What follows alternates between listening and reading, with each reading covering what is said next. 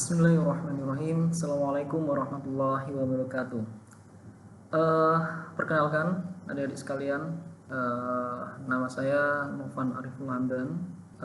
Saya alumni D3 Polinema jurusan akuntansi tahun 2008 dan sekarang saya bekerja di Badan Pemeriksa Keuangan Republik Indonesia atau biasanya dikenal BPK ya, BPK RI, di perwakilan Provinsi Jawa Timur. Dan ini sudah memasuki masa kerja saya di tahun ke-11 di BPK. Dan pada kesempatan kali ini saya diberi mandat oleh teman-teman panitia dalam rangka diklat ruang open recruitment tahun 2020. Di sini saya diberikan amanat untuk memberikan materi terkait dengan leadership atau kepemimpinan. Ya mungkin dengan waktu yang nggak terlalu banyak, mungkin saya akan memberikan atau menyampaikan materi terkait dengan kepemimpinan ini hanya secara global aja.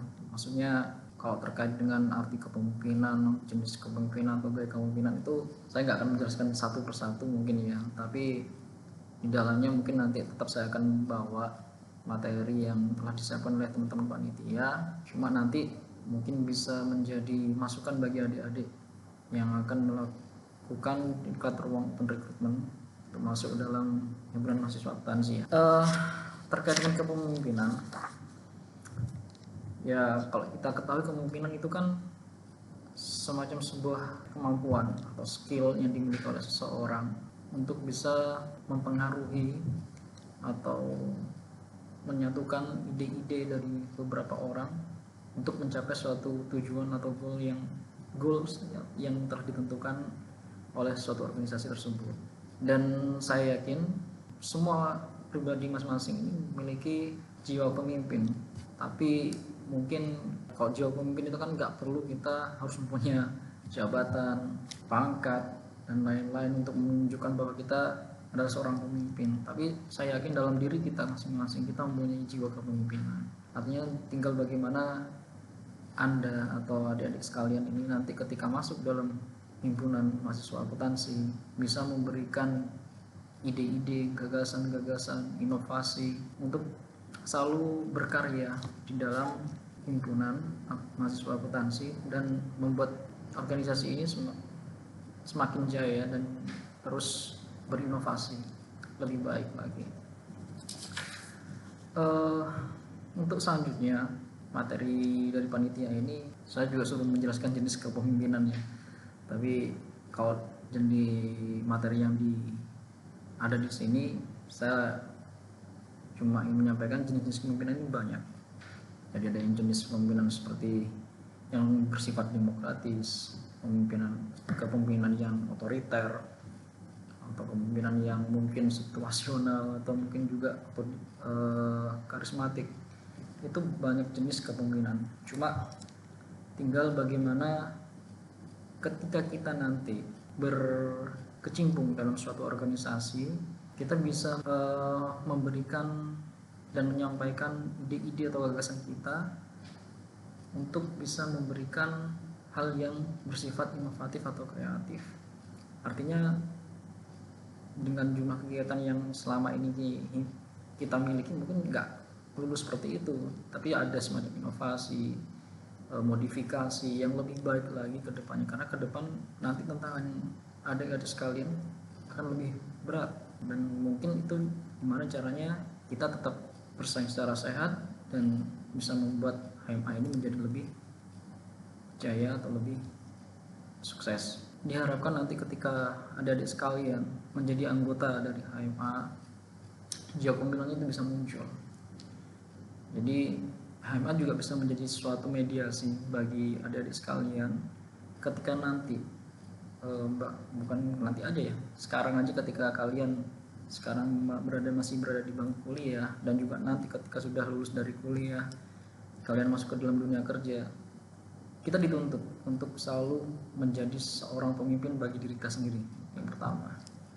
Dan yang kedua, kita bisa memberikan gagasan-gagasan, ide-ide kita, dan itu pasti dan pasti akan selalu menjadi tantangan bagi kita semua. Dan itu yang saya rasakan ketika saya baru lulus kuliah dulu D3, terus bekerja, ingin melanjutkan S1, sampai sekarang juga udah melanjutkan S2. Itu harus memiliki prinsip dalam diri kita sendiri. Karena kalau kita nggak punya prinsip, kita hanya melihat teman kita ikut ini, kita ikut, teman kita daftar ini, kita ikut, tapi kita nggak punya pendirian, ya udah akhirnya. Dan itu yang dinamakan belum memiliki jiwa kepemimpinan yang saya bilang belum maksimal lah. Karena untuk selanjutnya sifat kepemimpinan yang baik itu biasanya pertama yang memiliki seorang pemimpin itu memiliki sifat yang jujur dalam artian dia mengerti tanggung jawab yang dia emban sebagai seorang pemimpin, yang diemban menjadi seorang panutan dalam suatu organisasi. Itu pertama dia harus memiliki sifat jujur, dan yang kedua adalah memiliki sifat komunikatif. Jadi seorang pemimpin itu harus bisa berkomunikasi dengan anggota-anggotanya, dengan bawahannya, agar kita bisa sama-sama saling mengerti. Jadi nggak cuma memaksakan kehendak karena kita seorang pemimpin, kita seorang leader, jadi semacam kita udah kalian harus ikut kita. Nah, seperti itu juga. Dan itu yang biasanya membuat suatu organisasi menjadi amburadul gitu. Yaitu komunikatif ya. Dan selanjutnya terbuka terhadap pendapat.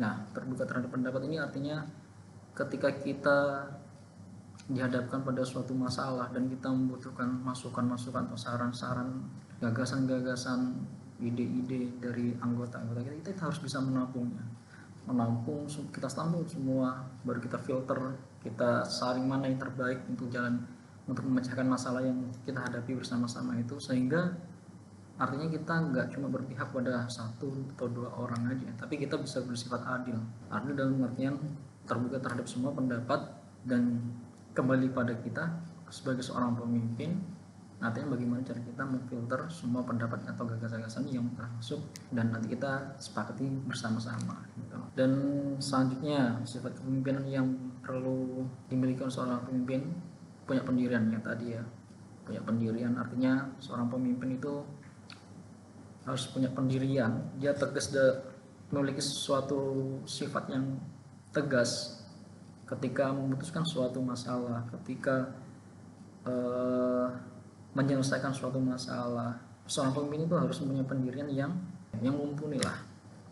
Jadi nanti ketika diharapkan ketika adik-adik yang mengikuti rekrutmen ini, jiwa kepemimpinan bisa tergugah, dan AMA ini menjadi suatu mediasi bagi adik-adik sekalian untuk menumbuhkan rasa kepemimpinan di dalamnya sana. Selanjutnya terkait dengan sini contoh skill kepemimpinan.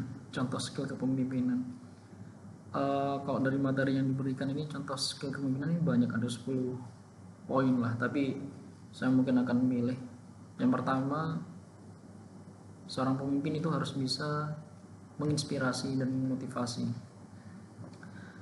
Yang kedua, mempunyai integritas dan kejujuran tinggi.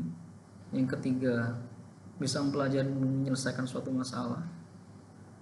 Yang keempat, bersikap profesional. Yang terakhir, mungkin bagi saya, yaitu memberikan strategi.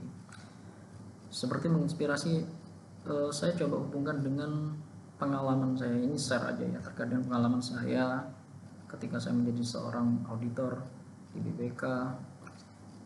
Kita bekerja ditentukan suatu tim terdiri dari beberapa orang, ada ketua tim, ada anggota tim 1, ada anggota tim 2, dan selanjutnya dan seterusnya seperti itu. Dimana kita dalam suatu tim itu ditarget untuk menghasilkan suatu output dalam bentuk laporan, yaitu laporan hasil pemeriksaan, biasanya LHP, dimana di sana itu memuat terkait dengan permasalahan-permasalahan apa yang kita dapatkan di lapangan. Seandainya seorang pemimpin atau ketua tim yang menjadi seorang pemimpin di sana tidak bisa memanage atau tidak memiliki skill untuk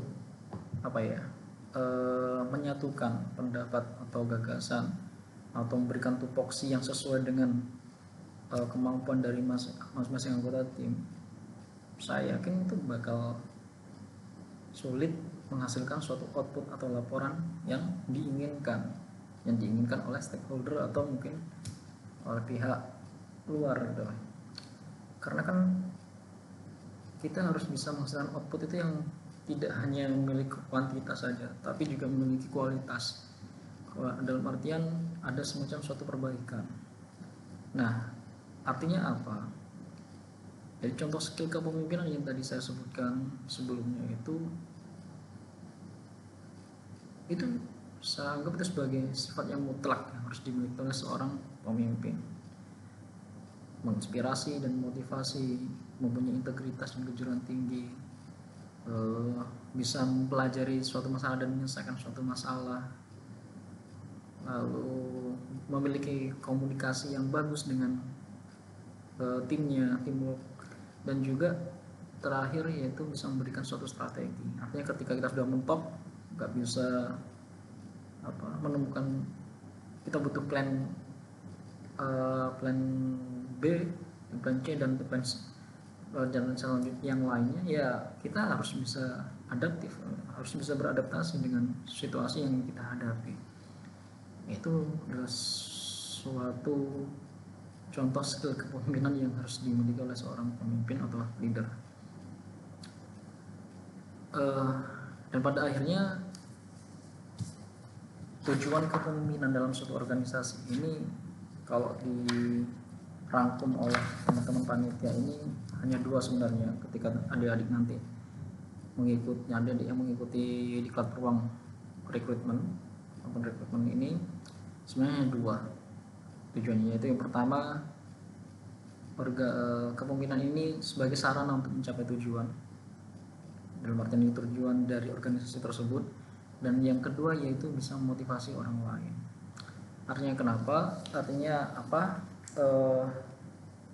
Adik-adik semua yang mengikuti diklat ruang open recruitment ini, nantinya kalian diberikan kesempatan, dan HMA ini menjadi suatu mediator ya, mediasi atau menjadi mediator untuk menumbuhkan rasa kepemimpinan kalian. Karena nanti kalian, setahu saya mungkin ya, nanti kalau mereka ini nggak berubah dari sistem HMA yang dari zaman saya, atau mungkin dari teman, mungkin ada perubahan ya, nanti masing-masing orang akan diberikan tanggung jawab berupa menjadi ketua pelaksana kegiatan, dan dimana di sana dia memiliki tanggung jawab yang penuh untuk bisa menyelesaikan suatu kegiatan hingga bisa dikatakan sukses, prosesnya juga berjalan dengan baik, dan juga antar lini atau antar anggota itu sama-sama saling membantu. Jadi jangan sampai ketika yang A menjadi ketua pelaksana, si B menjadi ketua pelaksana di kegiatan yang lain, tapi dia nggak mau bantu nih si A. Nah itu pasti akan ada rasa iri yang muncul ketika si B ini nanti akan menjadi ketua pelaksana. Pasti si A juga akan balas kan, karena wah kemarin aku jadi ketua pelaksana ini nggak dibantu sama si B. Nah, itu jangan sampai seperti itu. Artinya seorang pemimpin nanti ketika kalian berada di dalam organisasi HMA ini bisa menjadi seorang pemimpin minimal bagi diri sendiri, dan nantinya juga bisa bermanfaat ketika kalian sudah keluar dari bangku perkuliahan, memasuki dunia kerja, sehingga itu bisa dibawa dan bisa bermanfaat bagi diri kalian masing-masing. Jadi mungkin materinya yang disiapkan oleh panitia terkait dengan tema kepemimpinan seperti itu Pak. Karena terbatasnya waktu juga, jadi waktu yang diberikan kepada kami itu hanya sekitar 15 menit, dan itu juga udah banyak lah menurut saya. Tapi minimal adik-adik semua bisa bisa menangkap ya tujuan dari organisasi kita nanti ini untuk apa sih gitu. Yang pasti kita ingin menumbuhkan nasi jiwa kepemimpinan dari masing-masing orang. Kita ingin menciptakan atau meng-create seorang pemimpin dalam organisasi itu, dan yang paling utama kita semua bisa bekerja sama, baik itu kita sebagai leader, ketua, atau ya leader atau ketua ya, atau hanya sebagai anggota, sehingga hubungan atau kerjasama teamwork yang dibangun di dalamnya itu bisa berjalan dengan baik, sehingga itu menjadi suatu sistem yang nanti akan berkelanjutan ketika kalian sudah menjadi senior dan itu diserahkan kepada junior kalian. Jadi mungkin sementara seperti itu yang bisa saya sampaikan. Mungkin kurang lebihnya saya mohon maaf jika ada kekurangan. Nanti bisa dilanjutkan ya dengan sesi tanya jawab kalau nggak salah. Jadi sementara seperti itu untuk penyampaian materinya. Wabillahi taufiq wal hidayah. Wassalamualaikum warahmatullahi wabarakatuh. Akuntansi eksis.